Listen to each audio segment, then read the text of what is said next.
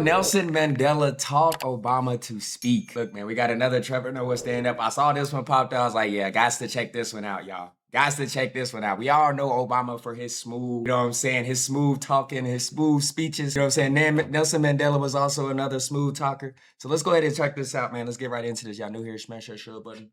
Like the video for your boy. The big thing a lot of people never realize about Barack Obama is the talk.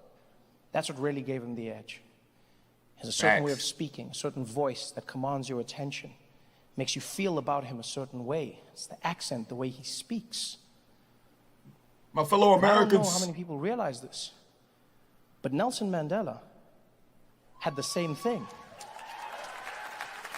Yeah. See, the thing Barack Obama has in his voice, that is the voice of a first black president. Now, didn't notice that because he was the first and last first black president of the United States. First and last as well. So you wouldn't know to compare. I'm lucky in that I've gotten to be... Dang, y'all, do y'all think there will ever be another one, bro? There's never going to be another Obama, dog. I'm glad I got to live through that experience, bro.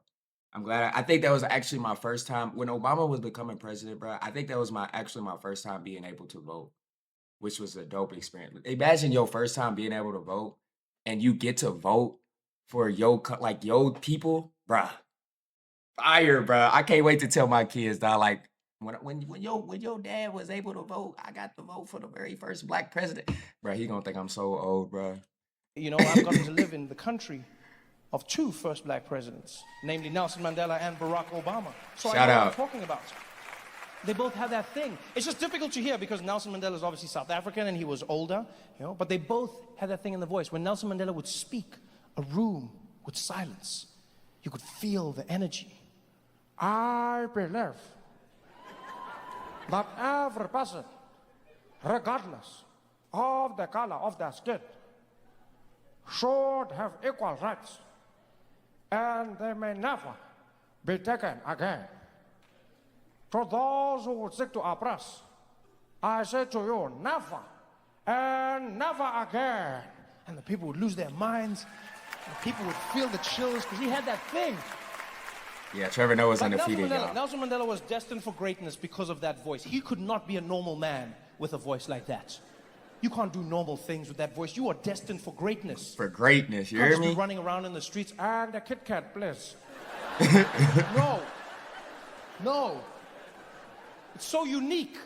You can't be silly. What are you making, prank phone calls? Who the hell is this? I'm not telling you. It just doesn't work. I remember when Nelson Mandela was still alive and he would tell jokes at press conferences and events and no one would laugh. Because everyone thought a man who had been in jail for 27 years couldn't make a joke. And yet he still did. He still kept what was him. But it was partly because of that voice. He would tell the joke and it would just sound too epic for people to laugh. Everything he did, you know, it'd just be like, knock, knock. He'd be like, let him in, let him in. No. You must say, who's there? He is so right. We've always got to ask, who's there? Who's here? Who are we? Oh my God. It was because of that voice. The first black president voice. And I'll never forget the day I saw a picture of Barack Obama meeting Nelson Mandela for the very first time. There's a picture of that? It's a beautiful image, and it's of the two men in silhouettes. In Chicago, Nelson Mandela sitting in a chair, Barack Obama leaning over him. And this was way back in the day. This was before Barack Obama was a blip on the presidential radar. He was a junior senator. Not many people knew his name. Back then, he was driving around in his own car, no motorcade, had his aide with him. And that day, they heard Nelson Mandela was going to be in Chicago meeting people. I gotta see Barack this Obama picture. wanted to meet him his whole life. And so he rushed over there. And he was the last person Nelson Mandela saw, the last person he saw that day. And I always imagine Nelson Mandela was sitting in the room, and his assistant came over. She was like, Mr. Mandela, I know we said we are done, but unfortunately, there's just one person who would like to meet you, sir. I was like, Zelda, I'm so tired. Can we leave? I know you want to leave, Mr. Mandela, but there's a young man that you really need to meet. His name is Barack Hussein Obama. Barack Hussein Obama. He's American. Yes, that's correct. He is going to have a tough time. Thanks. Where is he? He's right outside. He's gonna have a tough Show him time. in. Show Barack in. Okay, I'll be right back. And she went over to the door. She's like, Mr. Obama, Mr. Mandela will see you now. And Barack walked in. He was super excited to meet his idol.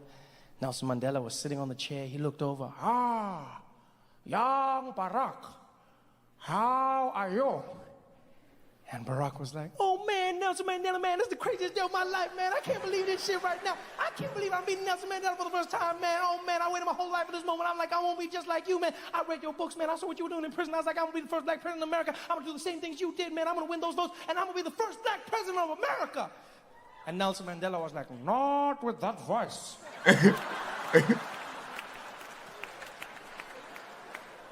You will scare the white people. oh man, Nelson Mandela, this is the greatest day of my life, man. Oh, I don't even understand how you know, man, I just want to know from you, how do I do it? How do I do what you did? How do I become the first black president? Well, first things first. The We voice. need to change that voice. You don't sound like you are going to lead anything. I don't know what you mean, man. I don't know what you mean. You are speaking so fast. Slow it down. You are not being chased anymore. I never thought of it like that, man. I never. Slow down, slow down. Okay, I guess I do speak fast sometimes. I could Slower than that. I could slow it down. I could slow it way down. Is this good? That's better. Now, you need to make sure you add some bass to your voice. I don't know why that's an issue. Imagine if I spoke like this. Do you think people would have voted for me? No, I would still be in jail. Bring some bass. Okay, I could try to I could try to bring some bass. Is that Lower than that.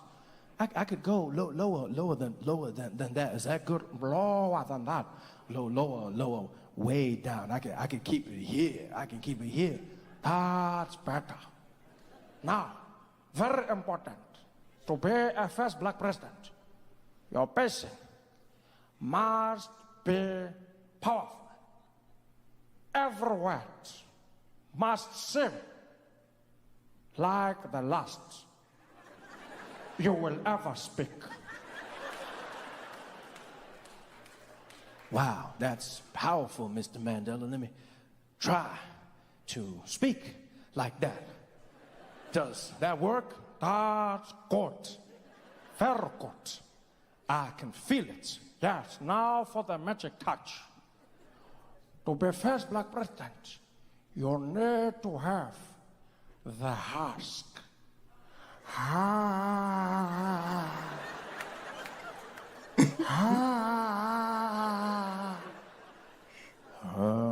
No more husky.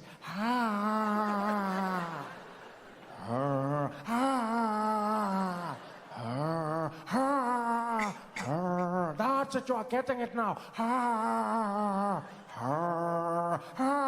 Heck nah, y'all. That's it. I think you've got it. Now repeat after me.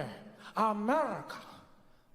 America. No, the husk. Bring the husk back. America. America. America. America. America. America. Yes, I can feel it. Say, this is my country.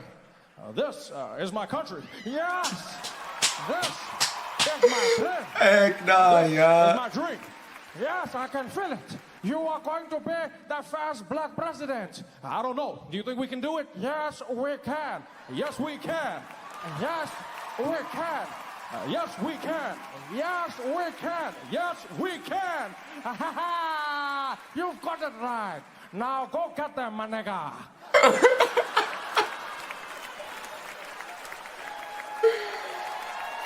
Yo. Nah, bro.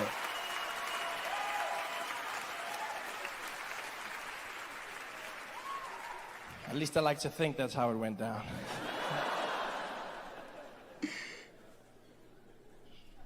But it's crazy and frightening when you think about how just the way you speak can determine and change your path in life. You still do it today.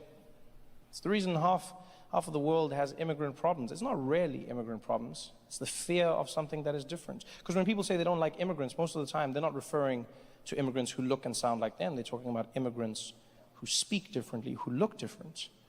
You know, because an accent comes with a connotation. You think you know if someone is smart or stupid because of their accent. And yet the truth is an accent is not a measure of intelligence. It's just someone speaking your language with the rules of theirs. Accents have connotations. We cannot deny it. Look at the French. We all believe that the French are romantic. Why? Because of their accent. Their accent. That's true. They've got that Dang, thing. bro. That's true, bro. Oui, oui. I was thinking that maybe we could,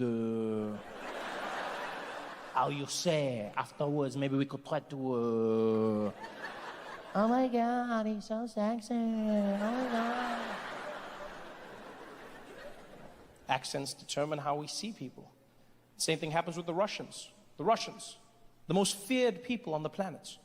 Why? They sound Because of how they aggressive. speak. Yeah. I don't care who you are, you cannot deny that when a Russian speaks, you are not comfortable.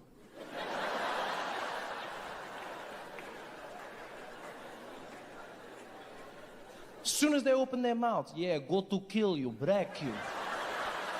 I destroy your family.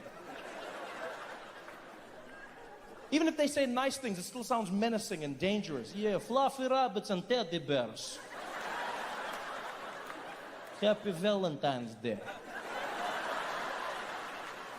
Sounds like a threat. You don't mess with the Russians. I don't care who you are, where you are in the world, you do not mess with the Russians because of that accent. All of us in the world are afraid of the Russians. They do that thing when they speak. It strikes fear into the hearts of men. And you see it every single day. Look at what happened at the Olympics. We found out that the Russians have been doping for the last 4 or 5 Olympics. Olympic Committee banned them, confidently as well, while they were in Zurich.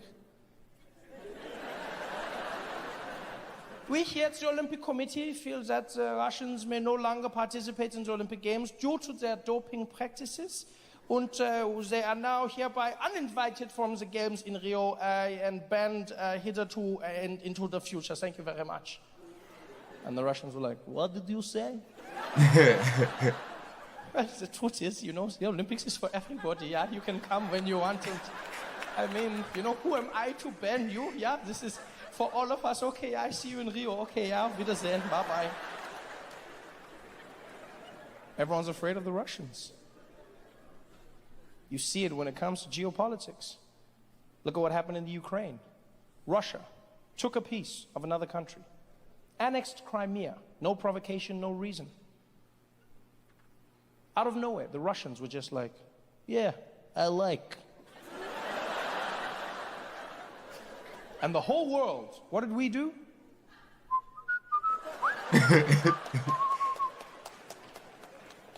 You don't mess with the Russians.